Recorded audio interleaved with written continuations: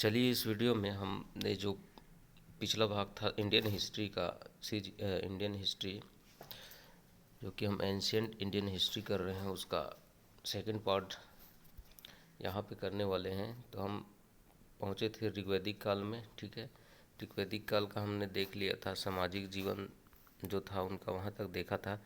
ठीक है, सामाजिक जीवन में हमने देखा था कि ऋग्वैदिक काल में जो समाज था वो पितृसत्तात्मक था और जो परिवार है वो संयुक्त परिवार था और यहाँ पे वर्ण व्यवस्था भी था। तो आर्यों को आर्य जो थे इनको गौर वर्ण एवं दासों को कृष्ण वर्ण भी कहा जाता था और वर्ण व्यवस्था का आधार जो था वो कर्म था। कर्म के आधार पर ही इनका वर्ण व्यवस्था होता था।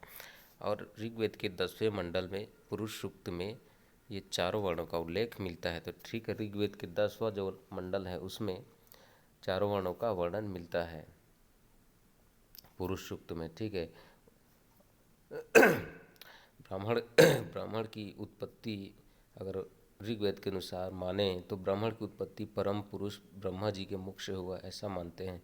उसके बाद जो क्षत्रिय है ये भुजाओं से जन्म हुआ है और वैश्य जो है वो जांघों से वैश्य का उत्पत्ति हुआ है और शूद्रों का पैरों से उत्पत्ति हुआ है ऐसे कहा जाता है। ऋग्वेद में अनार्यों को अव्रत और वृद्धवाच एवं अनास भी कहा गया है। तो ऋग्वेद में जो अनार्य लोग थे इनको अव्रत कहा गया है, मतलब गलत बताया गया है। वृद्धवाच एवं अनास भी कहा गया है, आर्यों को नहीं कहा गया है। जो अनार्य लोग थे उनको कहा गया है। शतपथ ब्राह्मण में पत्नी को पति की अर्धांगिनी भी कहा गया है।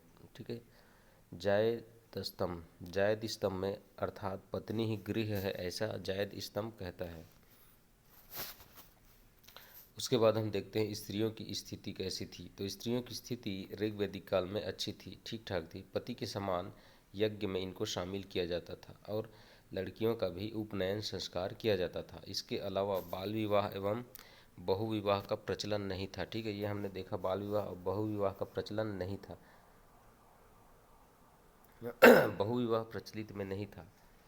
ठीक है, सती प्रथा एवं पर्दा प्रथा का भी प्रचलन नहीं था। जैसे कि हमने बताया विधवा विवाह, अंतर्जातीय एवं पुनर्विवाह का अस्तित्व था। हाँ, अब ये था विधवा विवाह कराया जाता था और दूसरे जात में भी विवाह कराया जाता था और फिर से विवाह यानी पुनर्विवाह भी प्रचलन में था। और विवाह की आयु लगभग 16 से 17 वर्ष थी। जो अमाजू है वो क्या था? अमाजू यानी जीवन भर अविवाहित रहने वाली लड़की को उस समय अमाजू कहा जाता था। और इस तरह स्त्रियों की निर्योग्यता क्या थी? तो राजनीति में भाग लेने का अधिकार एवं संपत्ति संबंधी अधिकार स्त्रियों को नहीं था। ठीक है, ये याद रखिए, स्त्री लोग राजनीति में भाग नहीं ले सकते थे ऋग्वैदिक काल में और संपत्ति पे अधिकार उनको नहीं मिलता था। धार्मिक जीवन कैसा था ऋग्वैदिक काल का? तो यहाँ पे धार्मिक जीवन था, बहुल देवादी था, यानी बहुत से देवताओं को माना जाता था। मुख्य रूप से प्रकृति के उपासक तो थे ऋग्वैदिक कालीन आर्य। पुरुष की प्रधानता, पुरुष देवता को ये खासकर मानते थे जो पुरुष देव होते थे। इनमें मुख्य देव जो था ऋग्वेद में वो इंद्र था। इंद्र का वर्णन यहाँ पे 250 बार देखने को मिलता है। युद्ध में आर्यों का नेतृत्व करने वाला वर्षा का देवता होता था, यानी कि इंद्र। द्वितीय देवता के रूप में आर्य लोग अग्नि को मानते थे और इसका वर्णन 200 बार अग्नि का वर्णन मिला है। तो इंद्र का वर्णन 250 बार और द्वितीय अग्नि का वर्णन 200 बार मिला है। मनुष्य और देवता के मध्यस्थ की भूमिका अग्नि को माना जाता था। मध्यस्थता करता था कौन? अग्निदेव, ऐसा माना जाता है। तृतीय देवता था इनका वरुण। ऋतस्य गोपा अर्थात ऋतु का संरक्षक व जल निधि का देवता माना गया है वरुण को। आकाश, पृथ्वी और सूर्य का निर्माता इसे कहा गया है। 7वां जो मंडल है ये वरुण देव को ही समर्पित है। ठीक है, अन्य सोम जो है इसे वनस्पति का देवता कहा जाता था। दयो आकाश देवों में सबसे प्राचीन था ये। ठीक है, सोम वनस्पति का देवता। मरुत ये तूफानों का देवता माना जाता था ऋग्वैदिक काल में। उसके बाद वरुण को असुर भी कहा गया है जो ईरान के अहुर मजदा से समानता रखता है। ठीक है, तो वरुण को असुर भी कहा गया जो कि ईरान के अहुर मजदा था ना, उनसे इनकी समानता रखी गई थी। अब देवताओं का हम वर्गीकरण देख लेते हैं फिर से। पृथ्वी के देवता किन किन को माना जाता था? तो पृथ्वी के देवता पृथ्वी, अग्नि, सोम तथा ये नदियां हैं, इनको पृथ्वी देव के रूप में पूजा जाता था। अंतरिक्ष में देवता माना जाता था इंद्र, वायु, मरुत और पर्जन्य को। इंद्र, वायु, मरुत और पर्जन्य को अंतरिक्ष का देवता माना जाता था। वहीं आकाश के देवता के रूप में विष्णु, सूर्य, सविता, वरुण का पूजा किया जाता था।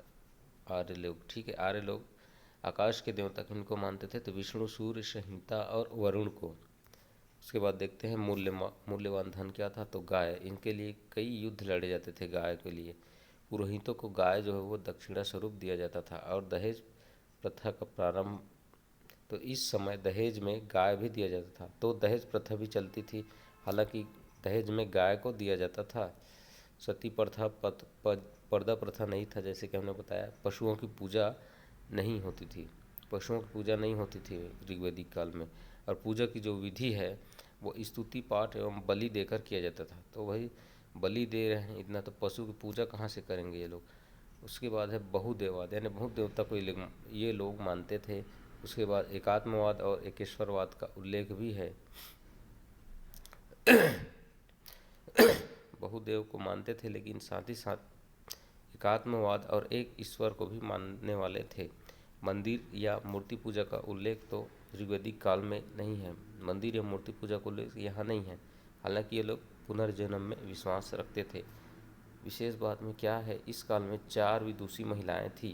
कौन कौन सी? अपाला, विश्वभरा, घोषा, सिक्ता, लोपामुड़ा, ये 4 विदुषी महिलाएं थी।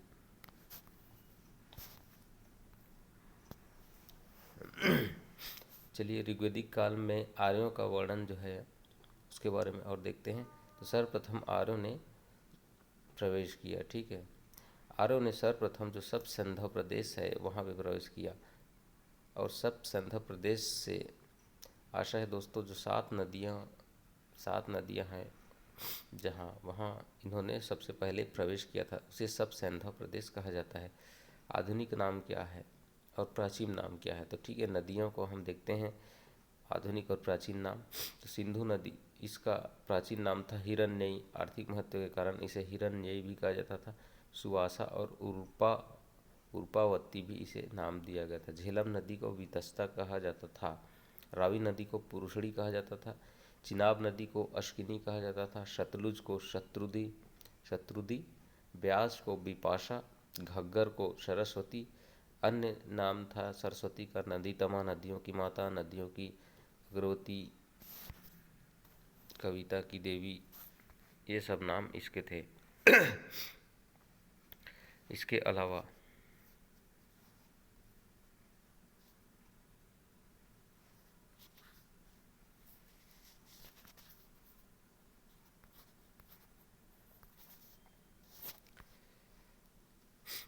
ठीक है, ऋग्वेद में उल्लेखित सभी नदियों में सिंधु प्रमुख नदी एवं सरस्वती को सबसे पवित्र नदी माना गया है। ठीक है, सरस्वती को सबसे पवित्र और सबसे प्रमुख नदी सिंधु को। ऋग्वेद में सर्वाधिक बार उल्लेख मिलता है पिता का, जिसका 335 बार उल्लेख हुआ है दोस्तों। पिता शब्द का 335 बार उल्लेख ऋग्वेद में हुआ है, सर्वाधिक बार। गायत्री मंत्र यानी सविता नामक देवता को भी संबोधित है। ठीक है, तो गायत्री मंत्र जो है ये सविता नामक देवता को संबोधित है। ऋग्वेद में 10 राज युद्ध का भी वर्णन मिलता है। ये क्या है? यह युद्ध भारत का जन प्रमुख था सुदास व शेष जनों के मध्य रावी नदी के तट पर लड़ा गया था। भारत जन की इसमें दोस्तों विजय होती है एवं भारत का निर्माता हुआ हो, फिर वो भारत का निर्माता होता है। आर्यों के आगमन का कालानुक्रम इस प्रकार है।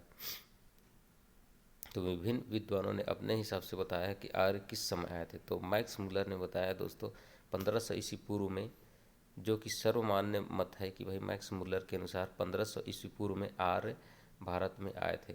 वहीं बाल गंगाधर तिलक ने कहा है कि 6000 ईस्वी पूर्व में ये आए थे।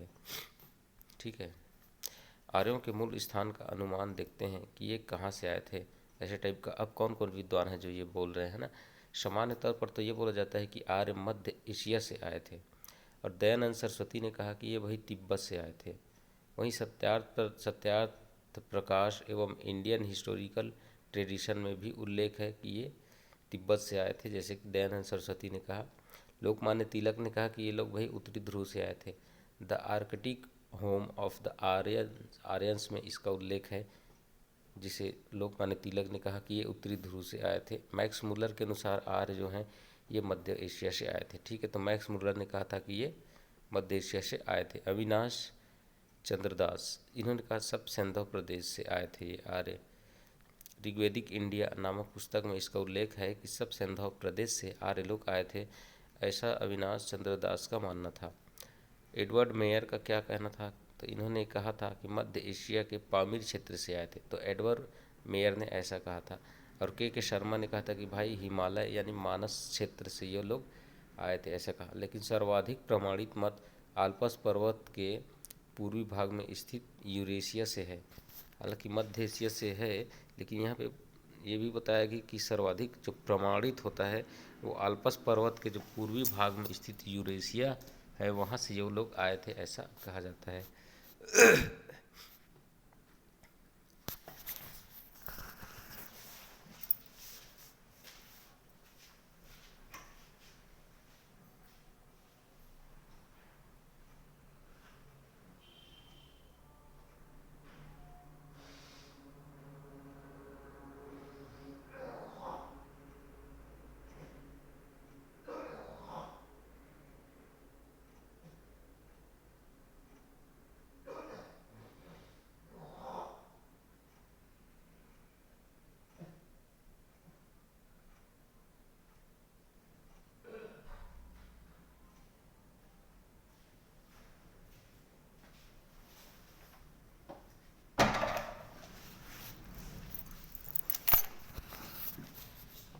चलिए दोस्तों शुरू करते हैं।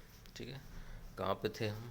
हाँ, उसके बाद देख लेते हैं अन्य महत्वपूर्ण तथ्यों में। दोस्तों हिमालय पर्वत से परिचित थे, परंतु विंध्य या सतपुड़ा से परिचित नहीं थे। ठीक है, आर्य लोग हिमालय से तो परिचित थे, परंतु विंध्य या सतपुड़ा पर्वत को ये लोग नहीं जानते थे। हिमालय पर्वत की मुंज चोटी का उल्लेख है। ठीक है, यहाँ हिमालय पर्वत की जो मुंज चोटी है इसका उल्लेख है आर्य ऋग्वेदिक काल में। और गेरुवर्ण मृतभांड ऋग्वेद कालीन है। ठीक, गेरुवर्ण जो है मृतभांड है, ये ऋग्वेद से संबंधित है। इसके अलावा सामाजिक संगठन का आधार जो था वो गोत्र पर था। ठीक है, गोत्र पर निर्भर था। चावल का उल्लेख नहीं है दोस्तों। ठीक है, चावल का उल्लेख नहीं है। सर्वप्रथम चावल जो है अथर्ववेद में ही ब्रीही नाम से उल्लेखित है। ठीक है, सर्वप्रथम चावल का उल्लेख अथर्ववेद में मिलता है, किस नाम से? ब्रीही के नाम से मिलता है। तो अन्य महत्वपूर्ण में देखा कि ऋग्वेदिक काल में हिमालय का तो वर्णन है, हिमालय का परिचय मिला है, परंतु विंध्य या सतपुड़ा पर्वत से इनका परिचय नहीं मिला है। ऋग्वेदिक काल के बाद हम आएंगे उत्तर वैदिक काल में, लेकिन उससे पहले थोड़ा सा और यहाँ पे कुछ देखते हैं। ठीक है, ऋग्वैदिक आर्य लेखन कला से भी अपरिचित थे, यानी ये लोग लेखन कला को नहीं जानते थे। आर्यों का दक्षिण प्रसार अगस्त ऋषि के नेतृत्व में हुआ था। तो अगस्त ऋषि जी था, इनके कारण आर्य लोग थे ये दक्षिण की ओर आए थे। परिपशु एक प्रकार का दोस्तों यज्ञ होता था जिसे परिपशु कहा जाता था। ठीक है, और रत्नी क्या था? तो सूत, रथकार तथा कम्मादी नामक जो अधिकारी कहे जाते थे, जिनकी संख्या राजा सहित 12 थी, इसे रत्नी कहा जाता था। पड़ी ये क्या था दोस्तों? तो व्यापार में दूर दूर तक जाने वाले व्यक्ति को पड़ी कहा जाता था। किस काल में? ऋग्वेदिक काल में। आर्यों की भाषा क्या थी? संस्कृत। ठीक है, संस्कृत। बेकनाट यानी सूदखोर, ऋण देकर ब्याज लेने वाला व्यक्ति जो था उसको बेकनाट कहा जाता था। और इसके अलावा पुरुप थरिष्णु दुर्ग को गिराने के लिए एक यंत्र होता था जिसे पुरुप थरिष्णु कहा जाता था। ठीक है दोस्तों, अब आगे हम देखेंगे उत्तर वैदिक काल। ऋग्वेदिक काल के बाद हम देखते हैं उत्तर वैदिक काल, जिसका समय काल है 1000 ईस्वी से 600 ईस्वी पूर्व के काल को उत्तर वैदिक काल के नाम से जाना जाता है।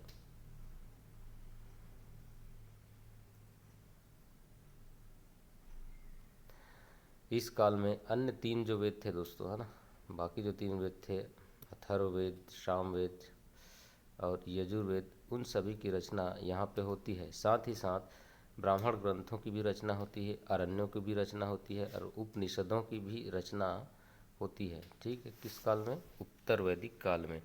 इसका हम भौगोलिक विस्तार देखें तो शतपथ ब्राह्मण एक ग्रंथ है। इसके अनुसार आर्यों के पूर्वी क्षेत्र में विस्तार हुआ तथा सदा नीरा यानी गंडक नदी के वनों को जलाकर ये लोग निवास योग्य वहाँ बनाए और आर्यों का मुख्य संकेंद्रण इसी गंगा घाटी पर था।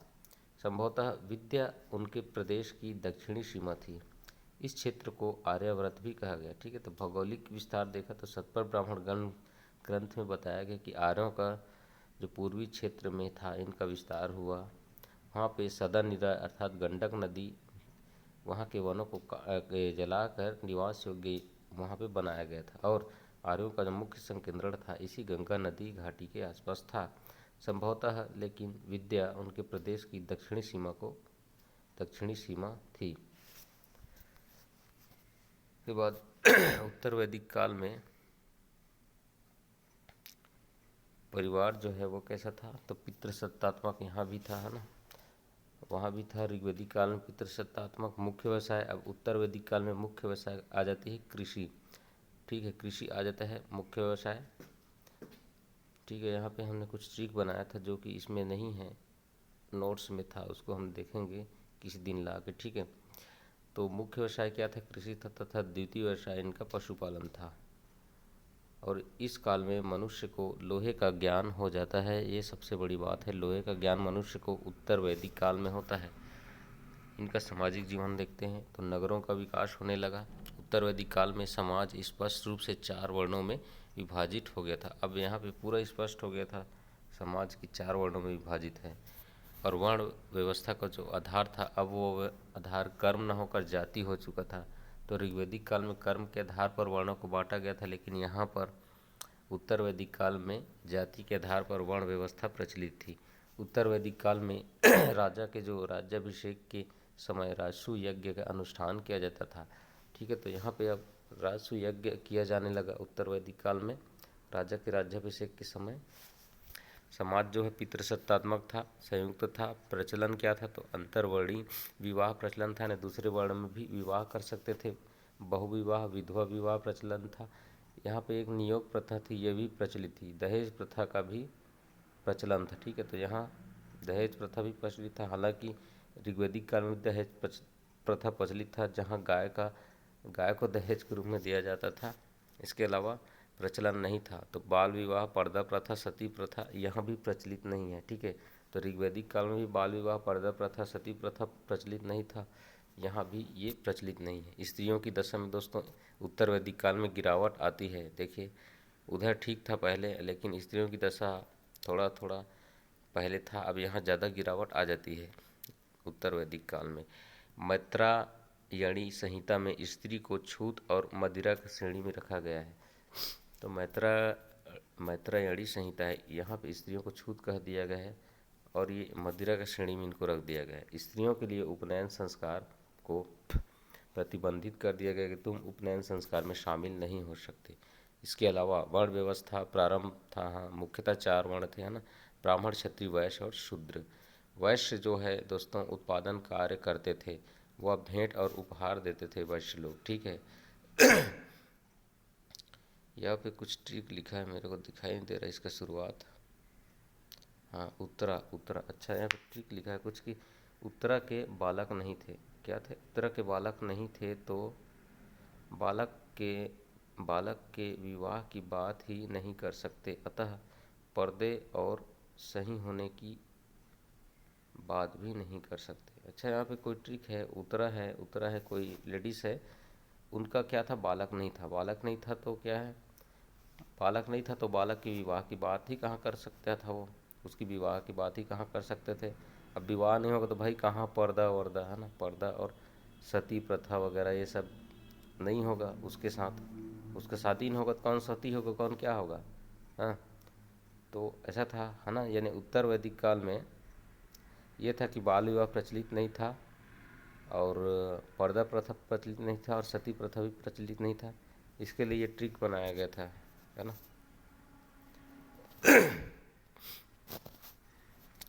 फिर देखते हैं दोस्तों, ब्राह्मण, क्षत्रिय व वैश्यों का जो उपनयन संस्कार तो होता था, जबकि शूद्र लोगों का उपनयन संस्कार नहीं होता था।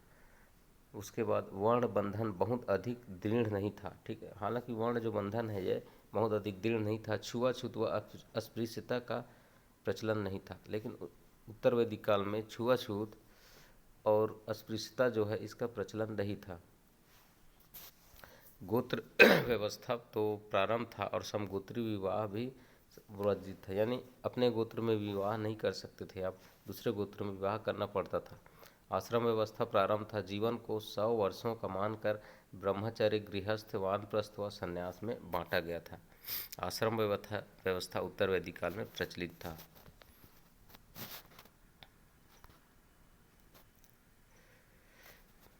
ठीक है, स्त्रियों की दशा में गिरावट होती है, जैसे कि हमने बताया है ना।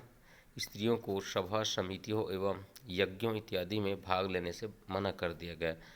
अपवाद स्वरूप एक स्वरूप है गार्गी व मैत्रेयी विदुषी थी। हालांकि इस समय गार्गी व मैत्रेयी जो है वो विदुषियाँ थी। शूद्रों को अनश्य प्रेष्य यानी 3 वर्णों का सेवक कहकर इनको पुकारा गया। ठीक है, शूद्रों को जाति परिवर्तन करना कठिन था उस समय उत्तर वैदिक काल में।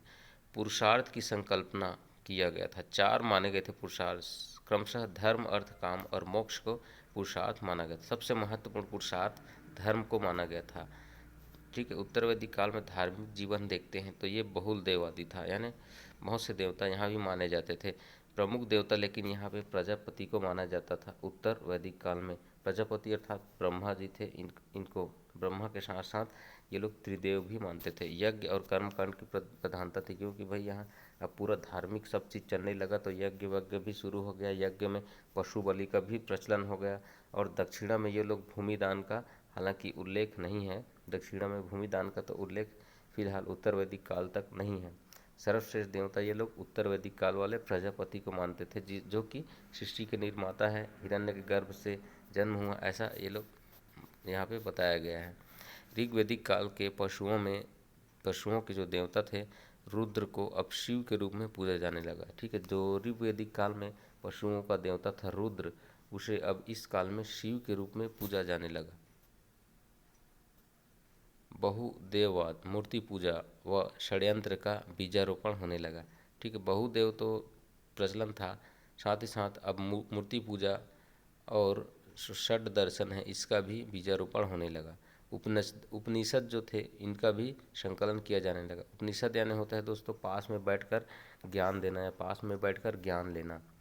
उपनिषदों का अर्थ होता था, वैसे ज्ञान देना इनका मुख्य काम होता था, पास में बैठाकर, ऐसा है। तो उपनिषदों का संकलन 600 ईस्वी पूर्व में हो जाता है। मुख्य संकलन अर्थात इनकी निर्माण कार्य है ना, तो उपनिषदों का स्थापना। मुख्य विषय कर्मकांड एवं पशु बलि की निंदा होती थी। तो इनमें उपनिषदों में कर्मकांड और पशु बलि की निंदा किया जाता था, और यहाँ आत्मा एवं परमात्मा में एकत्व की भावना का विकास किया जाता था, और ज्ञान मार्ग को प्रमुखता बताया जाता था, और मोक्ष अंतिम लक्ष्य ऐसा उपनिषद में बताया गया था।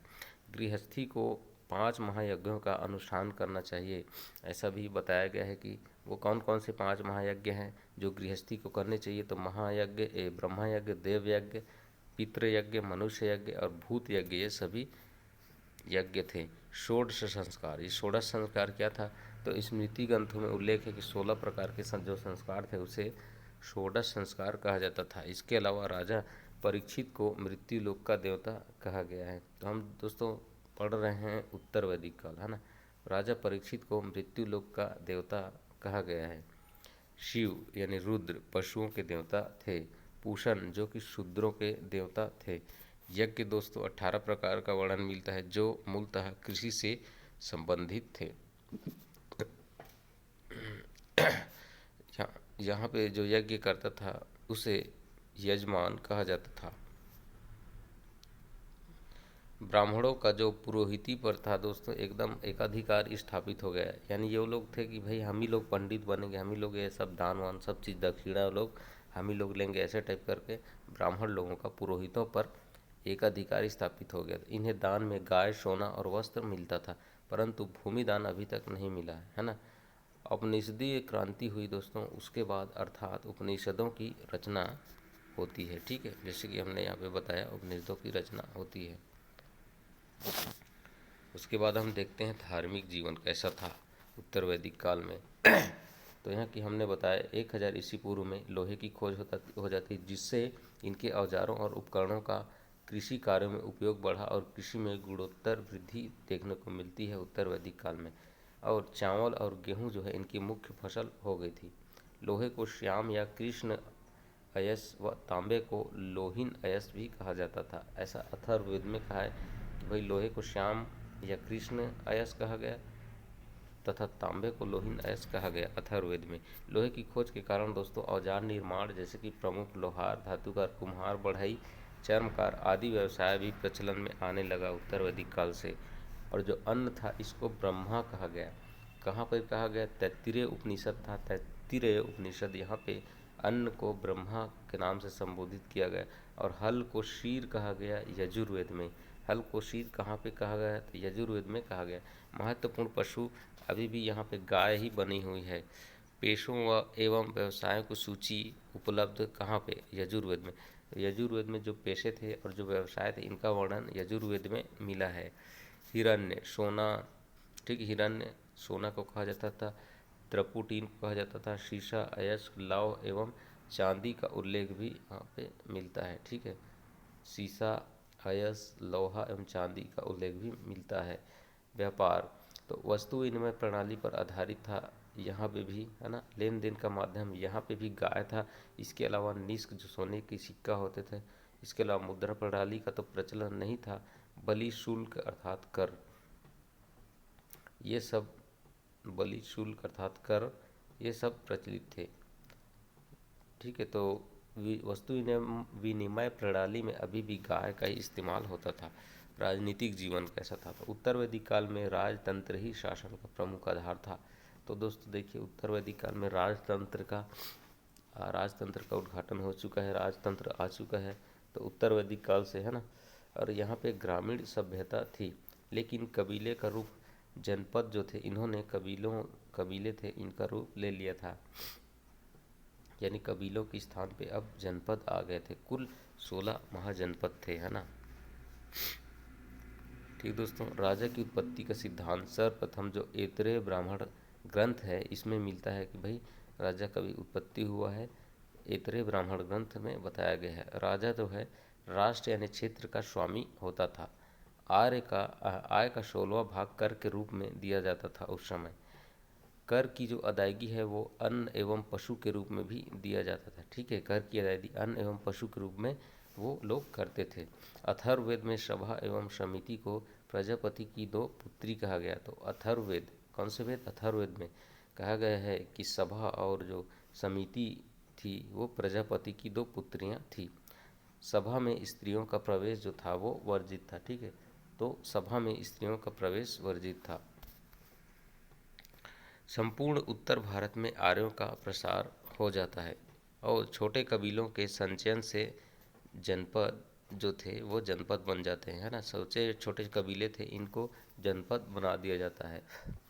फिर भरत और पुरु मिलकर कुरु, तुरुस और क्रीवी ये सभी पंचाल बनाए जाते हैं, पंचाल। ठीक है, राजा का पद वंशानुगत हो गया। ठीक है, अब राजा का पद कैसा हो गया? वंशानुगत हो गया।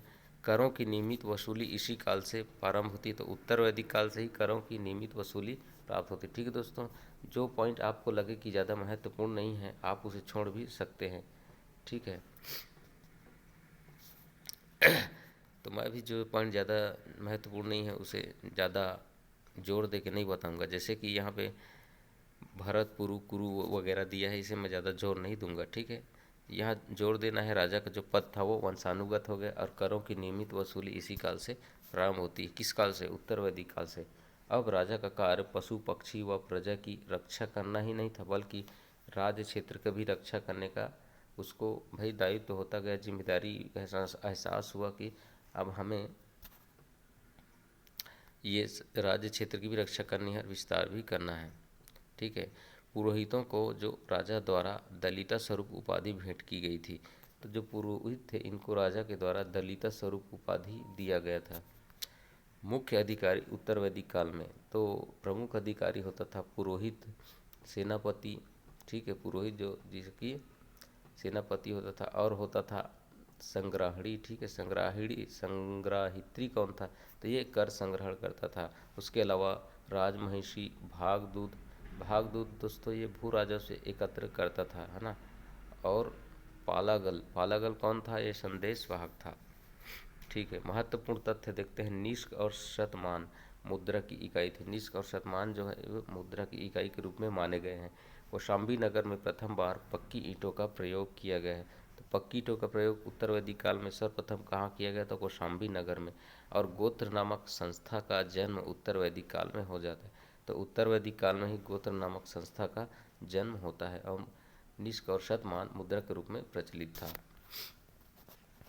अब यहाँ पे हम देखेंगे यज्ञों के बारे में। वैदिक काल में यज्ञ जो प्रचलित थे, है ना, ठीक है। और एक तरफ उनकी विशेषता देखते हैं। राजसू यज्ञ दोस्तों, राजसू यज्ञ राजा का जब राज्याभिषेक होता था उस अवसर पर राजसू यज्ञ होता था। और अश्वमेध यज्ञ राजा की शक्ति के प्रदर्शन के लिए अश्वमेध किया जाता था। जब घोड़ा छोड़ दिया जाता था, जो पकड़ के लाएगा वही, मतलब जो देखते हैं कौन इसे पकड़ के लाता है, ऐसा करके अश्वमेध यज्ञ कराया जाता था। घोड़ा को छोड़कर, घोड़ा दौड़ाकर राज्य विस्तार का ये सूचक होता था। उसके बाद है वाजपेय यज्ञ। तो रथ द्वारा प्रजा का मनोरथ व शौर्य प्रदर्शन करने के लिए वाजपेय यज्ञ किया जाता था। और उसके बाद है अग्निष्टोम यज्ञ। पति पत्नी द्वारा 1 वर्ष सात्विक जीवन यापन करने के बाद पशु बलि और जो सोपान किया जाता था उसे अग्निष्टोम कहा जाता था। उसके अलावा है पुरुष मेघ, मनुष्य की बलि दिया जाता था। तो पुरुष मेघ में मनुष्य की बलि देने का भी प्रचलन है दोस्तों। हालांकि ये प्रचलन बहुत अच्छा नहीं माना जाना चाहिए था। यहाँ पे बताया गया है कि मनुष्य की बलि भी दिया गया है उत्तर वैदिक काल में। पुरुष मेघ यज्ञ कहता था वो। उसके बाद है व्रात्यस्तोम। अनार्यों का आर्य समाज में जब प्रवेश किया गया, अनार्य लोग थे, तब इसे व्रात से स्तोम यज्ञ कहा गया। उसके द्वारा दोस्तों अब देखते हैं आर्य द्वारा किए जाने लोग। तो आर्यों ने कौन कौन से यज्ञ किए खुद, तो ब्रह्मा या ऋषि यज्ञ। प्राचीन ऋषियों के जो प्रति कृतज्ञता ज्ञात करने के लिए ये लोग ये करते थे, उन ऋषियों का धन्यवाद करने के लिए ब्रह्मा या ऋषि यज्ञ करते थे। उसके अलावा देव यज्ञ, तो देवताओं के प्रति कृतज्ञता को दिखाने के लिए देव यज्ञ करते थे। उसके बाद पितृ या नृयज्ञ, तो पितरों का दर्पण करने के लिए पितृ या नृयज्ञ करते थे। और उसके बाद मनुष्य यज्ञ, तो अतिथि सत्कार के लिए मनुष्य यज्ञ किया जाता था। उसके बाद भूत यज्ञ, जिसे बलि कहा जाता है, तो समस्त जीवों के प्रति धन्यवाद प्रकट करने के लिए भूत यज्ञ या बलि यज्ञ दिया जाता था। चलिए दोस्तों, उसके बाद हम आते हैं महाजनपद काल में, ठीक है। उसके अलावा हम महाजनपद काल में तो आ गए हैं, फिर हमें देखना है जैन धर्म, धार्मिक जीवन के बारे में जब हम आएंगे तो जैन धर्म, बौद्ध धर्म भी हमें देखना है। लेकिन हमने बौद्ध धर्म का एक वीडियो ला दिया है आपका नोट्स, तो वो अब जाके हमने हमारे इसी वीडियो सेक्शन में देख सकते हैं उसे। और उसके बाद हम जैन धर्म का भी नोट्स लाएंगे। हालांकि जैन धर्म हम इसी वीडियो में इसी बुक से कराएंगे, लेकिन अगर कुछ ट्रिक्स हम उसमें शामिल किए हैं जैन धर्म में, उसके लिए हम उसका सेपरेट वीडियो भी लाने की कोशिश करेंगे। तो महाजनपद काल हम देखते हैं तो 16 महाजनपदों का जो विस्तार है वो अफगानिस्तान से पश्चिम बंगाल तक था दोस्तों, और सिंधु से गोदावरी नदी तक था, इनके मध्य था। तो बुद्ध के जन्म के पूर्व 6वीं शताब्दी ईस्वी पूर्व में भारतवर्ष 16 जनपदों में बटा हुआ था, जिसकी जानकारी हमें एक बौद्ध ग्रंथ अंगुत्तर निकाय, ठीक, कौन सा ग्रंथ है, बौद्ध ग्रंथ है अंगुत्तर निकाय, इससे प्राप्त होती है। तो अफगानिस्तान से पश्चिम बंगाल व सिंधु से गोदावरी नदी के मध्य बुद्ध के जन्म के पूर्व के 6वें शताब्दी से इसी पूर्व में भारतवर्ष में 16 महाजनपदों में बटा था। भारतवर्ष 16 महाजनपदों में बटा था, ठीक दोस्तों। देखते हैं जनपद और उनकी राजधानी और आधुनिक नाम क्या था उनका। तो अंग था दोस्तों, अंग की राजधानी थी। अंग महाजनपद की राजधानी चंपा, आधुनिक इसे भागलपुर मुंगेर बिहार कहा जाता है। अंग चमकना, अंग क्या होता है, चमकना है, तो साधा है, ठीक है। अंग की राजधानी चंपा। मगध की राजधानी गिरिवज, जिसे आजकल पटना गया कहा जाता है। काशी काशी की राजधानी वाराणसी, आज बनारस कहा जाता है, जो कि उत्तर प्रदेश के आसपास। वत्स की राजधानी कौशाम्बी। वत्स जाओ कोशो जियो, यानी बहुत लंबी उम्र जियो वत्स। तो वत्स की राजधानी कौशाम्बी। इलाहाबाद, जिसे आज कहा जाता है मिर्जापुर के आसपास का क्षेत्र। वज्जी अब यहाँ आता है वज्जी। अब यहाँ भी वज्जी वैशाली, ठीक है। तो वज्जी की राजधानी थी वैशाली, विधेय मिथिला, ठीक है भाई। कौशल की राजधानी थी श्रावस्ती। अब यहाँ देखिए कोसा कोसराव। कौशल की राजधानी श्रावस्ती, जो कि अयोध्या थी, आजकल फैजाबाद कहा जाता है इसे। अवंती की राजधानी उज्जैन थी। मालवा मध्य प्रदेश, अवंती उज्जैन की थी। ऐसा ट्रिक है कि भाई अवंती उज्जैन की थी, ऐसा करके याद कर सकते हैं। मल्ल कुशावती, मल्ल की राजधानी थी कुशावती, कुशीनगर, ठीक है। देवरिया जिसे कहा जाता है आजकल। माल मिला तो खुश हुआ, माल मिला तो क्या हुआ, खुश हुआ। मल्ल की राजधानी कुशीवती, ऐसा याद कर सकते हो। पांचाल अहिच्छत्र, पांचाल की राजधानी थी अहिच्छत्र। बरेली जो कि है आज का क्षेत्र बदायूं उत्तर प्रदेश का। चेदी शक्तिमती, चेदी की राजधानी शक्तिमती। कुरु की राजधानी इंद्रप्रस्थ, कुरु की राजधानी इंद्रप्रस्थ। आधुनिक जो दिल्ली है, मेरठ हरियाणा वाला कुछ क्षेत्र, ठीक है। कुरु इंद्रप्रस्थ, जो कि महाभारत से संबंधित है ना ये क्षेत्र, ठीक है। मत्स्य विराटनगर। जयपुर जो है राजस्थान का, अलवर भरतपुर वगैरह। मत्स्य राजधानी क्या हुआ, विराटपुर। कंबोज हाटक, कंबोज की राजधानी थी हाटक। हजारा जिला पाकिस्तान। सूरसेन मथुरा, सूरसेन की राजधानी मथुरा उत्तर प्रदेश। असमक की राजधानी पोटली, नर्मदा व गोदावरी नदी के मध्य का क्षेत्र महाराष्ट्र का, ठीक है। गांधार की राजधानी तक्षशिला, रावलपिंडी वगैरह का, है ना। तो ये था महाजनपद, ठीक है। आगे चलिए विशेषता हम देखते हैं। तो दोस्तों काशी महाजनपद जो था ये सूती व रेशमी वस्त्र के लिए प्रसिद्ध था। जैन धर्म भगवती सूत्र में भी इन महाजनपदों की सूची मिलती है। सर्वाधिक शक्तिशाली महाजनपद जो था वो मगध को माना जाता है। इसके अलावा वज्जी और मल्ल जो हैं वो गणतंत्रात्मक राज्य थे, अन्य सभी राजतंत्रात्मक राज्य थे। तो कौन से महाजनपद जो थे वो गणतंत्रात्मक थे, तो वज्जी और मल्ल आपको बताना है ये गणतंत्रात्मक थे, बाकी सभी राजतंत्रात्मक थे, ठीक है। महाजनपद काल में विवाह की पद्धतियाँ, तो ऋग्वैदिक काल के प्रारंभ में विवाह की तो दो पद्धतियाँ प्रचलित थीं कि अनुलोम विवाह, उच्च कुल का जो लड़का था, और निम्न कुल की लड़की का विवाह अनुलोम विवाह कहलाता था। प्रतिलोम विवाह, निम्न कुल का लड़का होता था और उच्च कुल की लड़की होती थी, इसे प्रतिलोम विवाह कहा गया। कुछ समय पश्चात विवाह के 8 प्रकार प्रचलित हुए जो निम्नानुसार हैं। ब्रह्म विवाह पहला, तो समान वर्ण में विवाह को ब्रह्म विवाह कहा गया। देव विवाह था, यज्ञ कर्म करने वाले के साथ कन्या का विवाह होता था, उसे देव विवाह कहा जाता था। आर्ष विवाह, कन्या के पिता को वर एक जोड़ी बैल प्रदान करता था इस विवाह में, तो इसे आर्ष विवाह कहता था। प्रजापत्य विवाह किसे कहा जाता था, तो बिना किसी लेन देन के योग्य वर से शादी कर दिया जाता था, ये प्रजापत्य विवाह था। उपर्युक्त चारों विवाह को तो समाज स्वीकृत करता था, लेकिन इसके अलावा कुछ और विवाह थे जैसे कि असुर विवाह, इन सब को समाज जो है वो स्वीकार नहीं कर पाता। असुर विवाह, कन्या को उसके माता पिता से खरीद लिया जाता था, इसे निकृष्ट विवाह माना जाता था। उसके अलावा गंधर्व विवाह प्रेम संबंधों पर आधारित था। राक्षस विवाह, अपहरण करके विवाह कर लिया जाता था, ले जाया जाता था। उसके अलावा पैशाच विवाह, यह विवाह प्रायः विश्वासघात द्वारा किया जाता था। अब देखते हैं हम प्राचीन भारत में धार्मिक विकास, वही अब आ गया जैन धर्म, ठीक है दोस्तों। जैन धर्म इसके संस्थापक माना जाता है। तो हम प्राचीन भारत में किस प्रकार धार्मिक विकास हुआ, जैन धर्म वगैरह, बौद्ध धर्म वगैरह, है ना, वही हम बता रहे थे आपको। तो संस्थापक है ऋषभ देव। वास्तविक संस्थापक जैन धर्म का तो महावीर स्वामी को माना जाता है, ठीक है। वैदिक धर्म के पश्चात दोस्तों भारत में प्रचलित ये जो जैन धर्म है ये दूसरा धर्म था। जैन धर्म में जैन गुरुओं को तीर्थंकर कहा जाता था। क्या कहते थे, तीर्थंकर। प्रथम जो तीर्थंकर था दोस्तों ऋषभ देव है ना। इसका जो प्रतीक चिन्ह मिला है सांड, जिसे विष्णु का अवतार भी माना गया है। भगवत पुराण में इन्हें विष्णु का अवतार माना गया, ऋषभदेव को। इनका 23वां तीर्थंकर था पार्श्वनाथ, ठीक है। इसका जो प्रतीक चिन्ह है सांप, इसके अनुसार अधिकांश विद्वान इन्हें ही जैन धर्म का संस्थापक भी मानते हैं, पार्श्वनाथ को। कैवल्य प्राप्त करता प्रथम अनुयायी इनकी माता वामा एवं पत्नी थी, इनकी पार्श्वनाथ की, ठीक है। इन्होंने 4 महाव्रतों का प्रतिपादन किया था: अहिंसा, सत्य, अपरिग्रह यानी संपत्ति अर्जित न करना, और अस्तेय यानी चोरी न करना। सर्वाधिक बल इन्होंने अहिंसा पर ही दिया था, ठीक है भाई। आते हैं, काया क्लेश तथा तपस्या से ही मोक्ष प्राप्ति संभव है। ये कहा कि भाई काया क्लेश और तपस्या करो तभी मोक्ष प्राप्ति होगा, ऐसा कहा। जैन अनुयायियों को इन्होंने निर्ग्रंथ कहा। जैन अनुयायी थे, इनको निर्ग्रंथ कहा गया।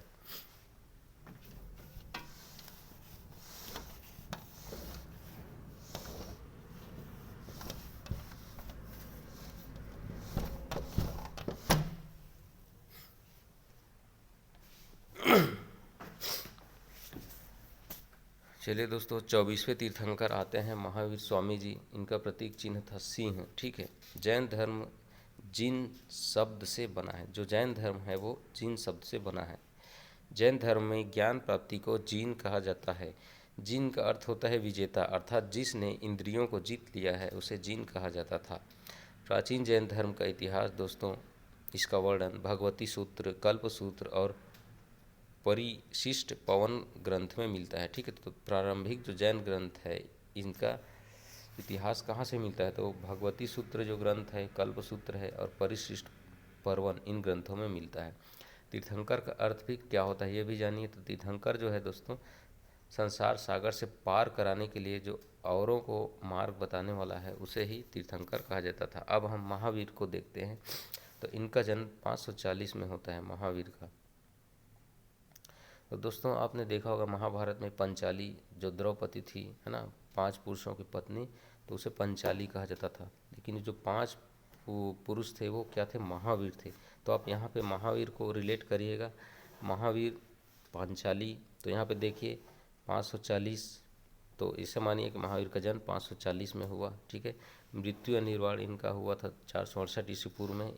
इन्होंने 72 वर्ष की आयु जिया था, ठीक है दोस्तों। महावीर ने पावापुरी साल वृक्ष के नीचे मल्ल राजा सस्तीपाल के राजप्रसाद में इन्होंने निर्वाण प्राप्त किया था। इनका जन्म स्थान कुंडल ग्राम वैशाली है। देखिए दोस्तों, यहाँ पर महावीर के पाँव पड़ो बोला है, उसकी कुंडली महावीर जैसी है। एक ट्रिक है, महावीर के पाँव पड़ो अर्थात पाँव पड़ो अर्थात पावापुरी में इनका क्या हुआ था? पावापुरी में साल वृक्ष के नीचे माल समय में निर्वाण प्राप्त किया था, ठीक है। और उनकी जो कुंडली है अर्थात जन्म स्थान इनका क्या है? कुंडल ग्राम। उसकी कुंडली महावीर जैसी है, तो ग्राम जन्म स्थान कुंडल ग्राम और महावीर के पाँव पड़ो अर्थात पावापुरी में ये निर्वाण प्राप्त किए थे, ठीक है। आगे चलिए,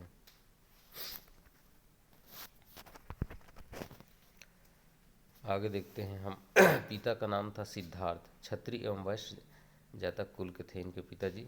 नाम क्या था? सिद्धार्थ, ठीक है। माता का नाम था त्रिशला, ठीक है। माता का नाम क्या था? त्रिशला। पत्नी का नाम था यशोदा, पत्नी का नाम क्या था? यशोदा। और जबकि हम बुद्ध धर्म पढ़ेंगे तो वहाँ पे यशोधरा नाम मिलता है बुद्ध जी का, पत्नी का नाम है ना। यहाँ महावीर की पत्नी का नाम यशोदा, ठीक है। बचपन का नाम वर्धमान था। किनका? महावीर जी का बचपन का नाम वर्धमान था। यहाँ पे महावीर का कुछ ट्रिक भी दिया है, शायद देखते हैं। महावीर का यश बहुत था, उसका बहुत वर्धन हुआ। अच्छा हाँ, यहाँ पे कुछ ट्रिक बनाया है कि भाई उन्नति हुआ, बहुत वर्धन हुआ उसका, तो ये उसका बचपन का नाम हो गया। ये और क्या था? महावीर जीभ चबाना और रोज रोज पाले खेलना, ये सब क्या है? जीभ चबाना और रोज पाले खेलना। अच्छा हाँ, जो रिजू नदी वगैरह थी ना, उसके बाद पहले हम पढ़ लेते हैं, उसके बाद ट्रिक देख लेंगे हम क्या है। बचपन का नाम वर्धमान, पुत्री का नाम इनका था ओनज्जा प्रियदर्शना। गृह त्याग, इन्होंने 30 वर्ष की उम्र में गृह त्याग किया था अपने बड़े भाई से पूछकर। ज्ञान प्राप्ति, 12 वर्ष तप करने के पश्चात इन्होंने 42 वर्ष की उम्र में ठीक है। ये ज्ञान प्राप्ति इनको होता है 12 वर्ष की तपस्या करने के बाद 42 वर्ष की उम्र में इसे ये मिलता है। तपो स्थल था इनका जिम्ब्रिका ग्राम रिजुपालिका। यहाँ तो यही जो वो ट्रिक में शामिल था कि जिभ वाला है ना, रिजुपालिका नदी के स्थान पे साल वृक्ष के नीचे इन्हें ज्ञान प्राप्त हुआ था, ठीक है, महावीर जी को। तो ये जो ट्रिक है हम देख रहे थे महावीर का कि भाई जीभ चबाया और रोज पाले खेला। जीभ चबा चबा के रोज क्या खेलता था, पाले चालें खेलता था, ऐसा करके। तो जिम्भिका नदी, रिजुपालिका नदी, ये सब उसमें ट्रिक में दिया था। विशेष ज्ञान प्राप्ति के पश्चात महावीर जी को जितेंद्रिय नारायण भी कहा गया। महावीर स्वामी अर्ह, योग्य और निर्ग्रंथ अर्थात बंधन रहित, जीन कैवलिन व सर्वज्ञानी भी कहलाए। बौद्ध साहित्य में महावीर को निगंठनाथ पुत्र कहा गया। तो जो बौद्ध साहित्य था इनमें महावीर को निगंठनाथ का पुत्र या निगंठनाथ पुत्र भी कहा गया है, ठीक है। उसके बाद देखते हैं आचराक सूत्र। आचराक सूत्र में महावीर की तपस्या तथा काया क्लेश का वर्णन आचराक सूत्र नामक ग्रंथ में मिलता है। महावीर का प्रथम उपदेश राजगृह के वितुलाचल पर्वत है ना, वहाँ पे राजगृह के वितुलाचल पर्वत पर महावीर का प्रथम उपदेश हुआ। प्रथम शिष्य थी इनकी जमाता जमाली, ठीक है। तो महावीर की प्रथम शिष्या जमाता और जमाली थी। जो इसकी जमाता थी, इसका दामाद, वो इसका प्रथम शिष्य था। और प्रथम शिष्य थी चंदना। फिर देखते हैं सुधर्म। सुधर्म क्या था, तो जैन धर्म का प्रथम अध्यक्ष जो कि महावीर स्वामी की मृत्यु के बाद बनता है सुधर्म, वो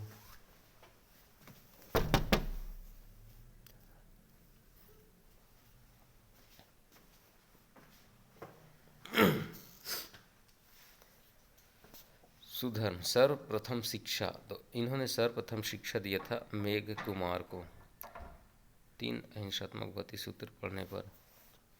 आ गए तो मम्मी नहीं आए तो जब बिल्लू मेरे जाए जाओ उड़ जाइए तो मम्मी का बोला ही बता कहाँ तो मम्मी है ओती बोली आगे बिल्लू कहाँ है बिल्लू बिल्लू घर में अकेला मम्मी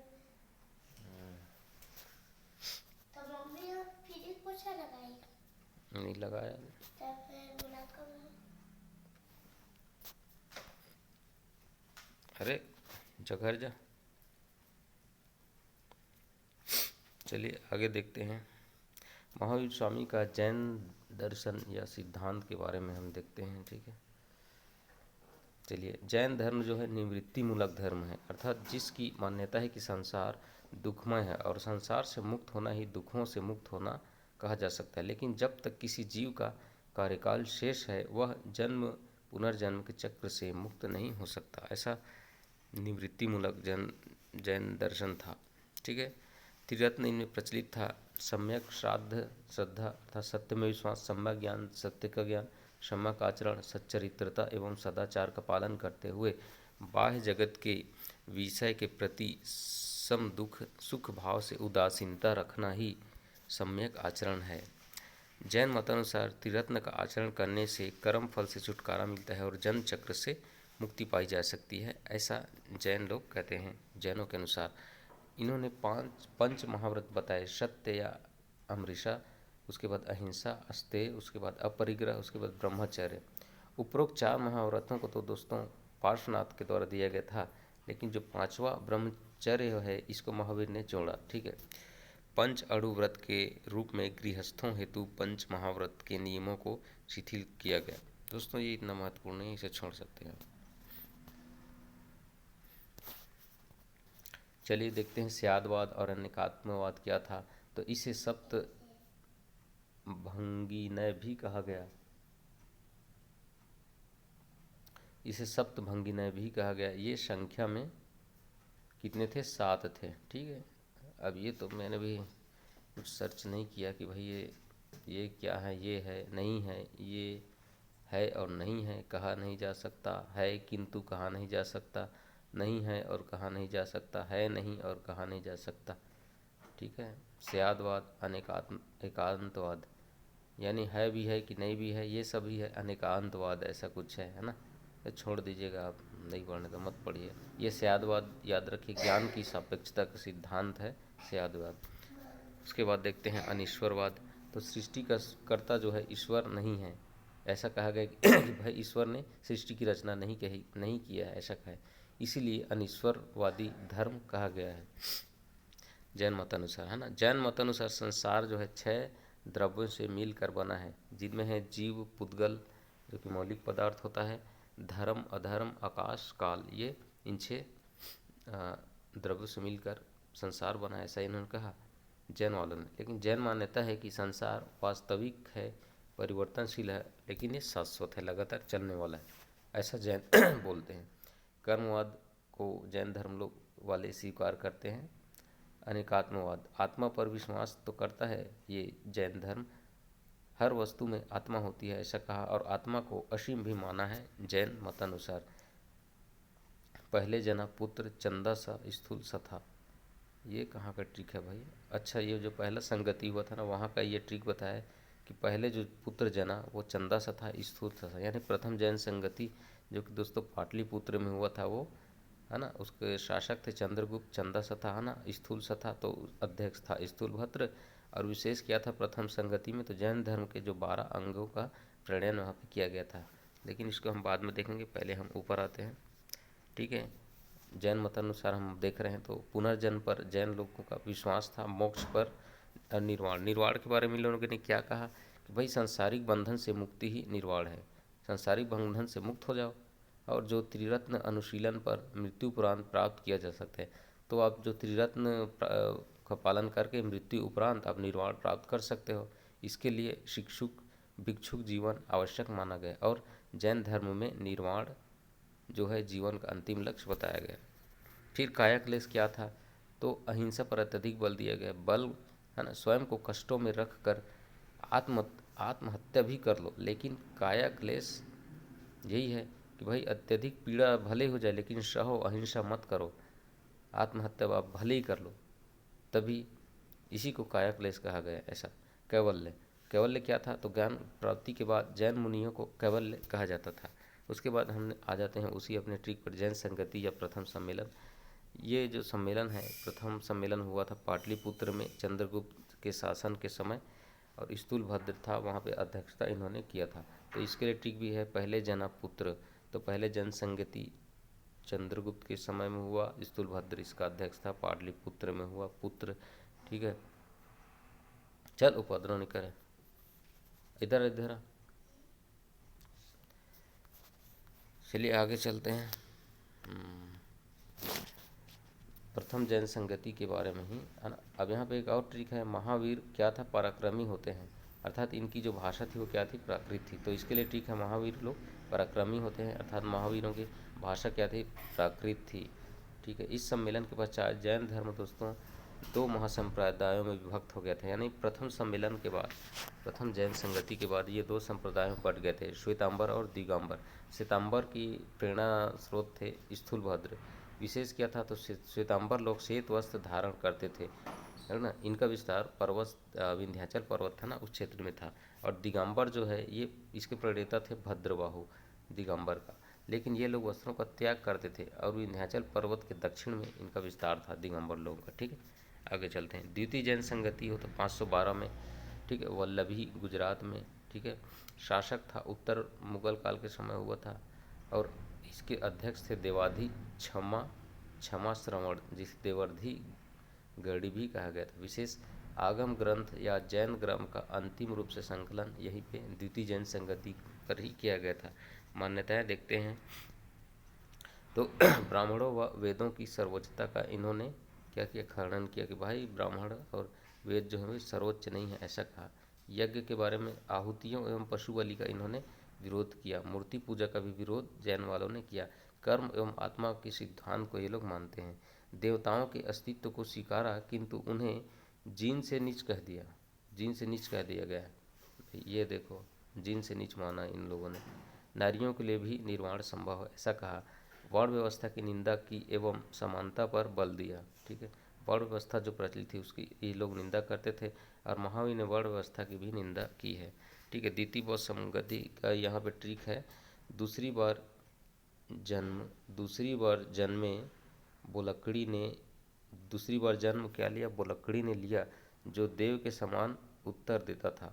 बहुत बोलने वाला था, ठीक है। दूसरी बार जन्म बोलक्कड़ी ने लिया, अर्थात दूसरी जो जैन संगति वो कहाँ हुई थी? बोलक्कड़ी, अर्थात ये दूसरी वो जैन संगति जो है वल्लभी में हुई। वल्लभी यानी हमने इसको बना दिया बोलक्कड़ी। दूसरी बार जन्म जो था वो बोलक्कड़ी बालक ने लिया, जो क्या करता था?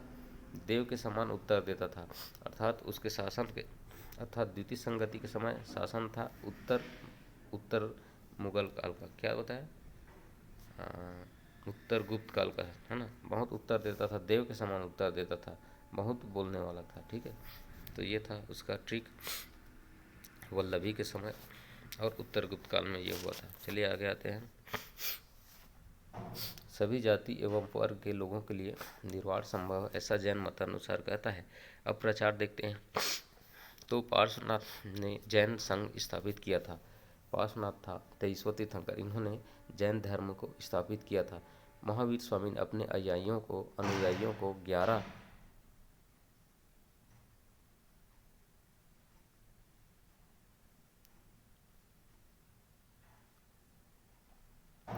महावीर महावीर जो स्वामी था, स्वामी ने अपने अनुयायियों को 11 अंगों को गढ़धर बनाकर संघ व्यवस्था से अपने मत का प्रचार किया। तो महावीर स्वामी ने अपने अनुयायियों को जो 11 अंगों को अनुयायियों को 11 अंगों को गढ़धर बनाकर संघ व्यवस्था से अपने मत का प्रचार किया। महावीर की प्रचार की भाषा क्या थी? तो प्राकृत थी। जैन धर्म कभी स्पष्टतया अपने आप को ब्राह्मण धर्म से पृथक नहीं कर पाया दोस्तों, इसीलिए यह अधिक संख्या में लोगों को आकृष्ट करने में भी असफल रहा। जैन साहित्य कल्पसूत्र दोस्तों, ठीक है। जैन साहित्य के बारे में देखते हैं।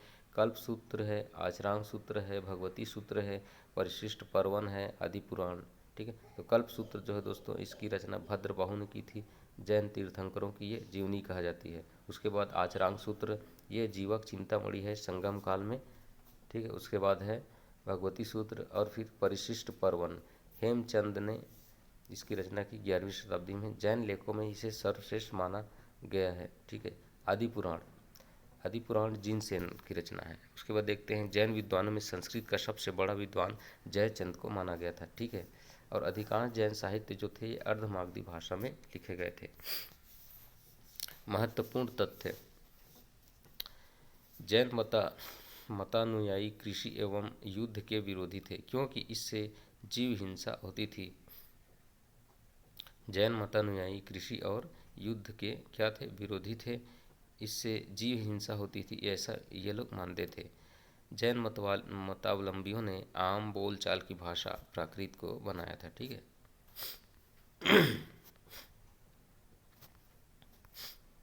इसके अलावा संलेखना अर्थात आत्महत्या करना होता है दोस्तों, उपवास करके अपना प्राण त्याग कर देना, काया क्लेश द्वारा शरीर का त्याग कर देना, ये संलेखना कहलाता है। ये जैन में प्रचलित था। मथुरा कला का संबंध जैन धर्म से है। मथुरा कला जो है ये जैन धर्म से ही संबंधित है।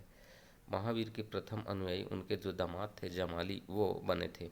महावीर पुनर्जन्म और कर्मवाद में विश्वास करते थे, ठीक है। जैन धर्म ने अपने आध्यात्मिक विचारों को सांख्य दर्शन से ग्रहण किया। तो यहाँ पे पूछे, जैन धर्म ने जो उसका आध्यात्मिक विचार था उसको सांख्य दर्शन से लिया था।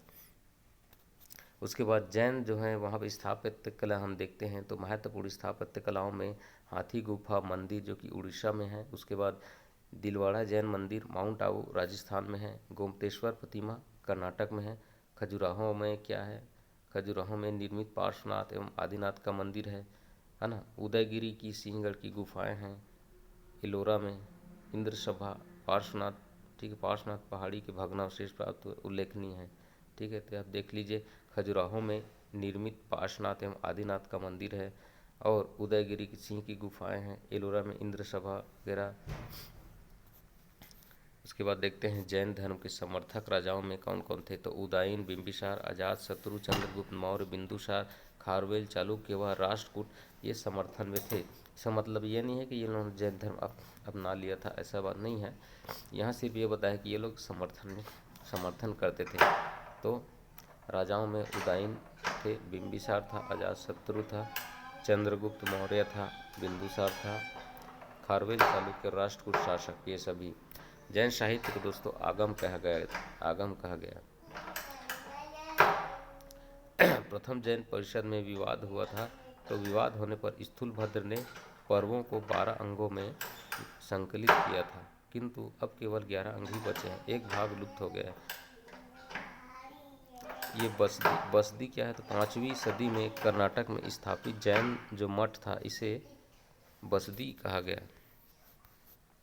अगला देखते हैं नायधम कथा सूत्र में महावीर की शिक्षाओं का संग्रह है। ठीक है, तो महावीर की कथाओं का संग्रह कहाँ है? नायधम कथा वस्तु में। जैन भिक्षुओं को सोना छूना मना था। जैन भिक्षु लोग थे, ये सोना नहीं छू सकते थे, इनको मना कर दिया गया। प्रथम जैन भिक्षुणी थी नरेश दधिवाहन की पुत्री चंदना, ये प्रथम जैन भिक्षुणी थी। जैन धर्म का प्रथम घेरा यानी मुख्य उपदेशक आर्य जो था सुधर्म, वो था। खजुराहो में जैन मंदिरों का निर्माण चंदेल शासकों के द्वारा कराया गया था। जैन धर्म के है ना, खजुराहो में जो जैन मंदिर है, इसका निर्माण चंदेल शासकों ने कराया था। जैन धर्म के प्रचार प्रसार का प्रमुख कारण था राजवंशों का संरक्षण। तो बहुत से राजाओं ने इनको संरक्षण दिया जैन धर्म को, इसीलिए इसका प्रचार प्रसार भी हुआ। संरक्षक तो मगध के राजा अजातशत्रु और बिंबिसार, कलिंग नरेश खारवेल मुख्यतः इनके संरक्षक में आते हैं। ठीक है, मगध के शासक अजातशत्रु और बिंबिसार, इसके अलावा कलिंग नरेश खारवेल। जैन धर्म ग्रहण करने वाले शासक थे उदयन और चंद्रगुप्त मौर्य। तो अब ये देखिए, जैन धर्म को ग्रहण किया था उदयन और चंद्रगुप्त मौर्य ने। ठीक है, जैन धर्म के प्रचार एवं विकास हेतु महत्वपूर्ण कार्य राजा संप्रति ने किया था, जो कि चंद्रगुप्त मौर्य का एक पौत्र था। इन्होंने जैन धर्म के प्रचार एवं विकास के लिए महत्वपूर्ण कार्य किया था, और अशोक के द्वारा बौद्ध धर्म के लिए किए गए कार्यों के समान इन्होंने भी वहाँ पे किया जैन धर्म के विकास के लिए। राजा संप्रति जो कि चंद्रगुप्त मौर्य का पौत्र था। मगध के राजा बिंबिसार तथा कौशल नरेश प्रसन्नजीत दोनों के महावीर तथा गौतम बुद्ध के साथ अच्छे मित्रता थे। जैन धर्म की उन्नति का काल, तो गुजरात के चालुक्य अथवा सोलंकी वंशी शासकों का काल था। दोस्तों, जैन धर्म की उन्नति का काल जो था वो किस समय अधिक हुआ? तो गुजरात में चालुक्य वंश था और सोलंकी वंश का शासन चल रहा था, उस समय जैन धर्म की उन्नति का काल कहा जा सकता है। मोक्ष एवं निर्वाण हेतु कठिन तपस्या और काया क्लेश को इसने बताया। और उसके बाद दोस्तों हमने जो इनके बारे में बताया था, ये ट्रिक में शामिल है। ठीक है, ये वीडियो हम किसी दिन लाएंगे, इसका बना के। ट्रिकी वीडियो है जैन धर्म का। ठीक है, ये देखिए। ठीक है, एक नज़र डालने के लिए आप डाल सकते हैं। मैंने इसका वीडियो शॉट अपने आप को दे देता हूँ, आप पॉज करके देख सकते हैं, है ना। किस दिन इसका मैं वीडियो लाऊंगा, ये देखिए।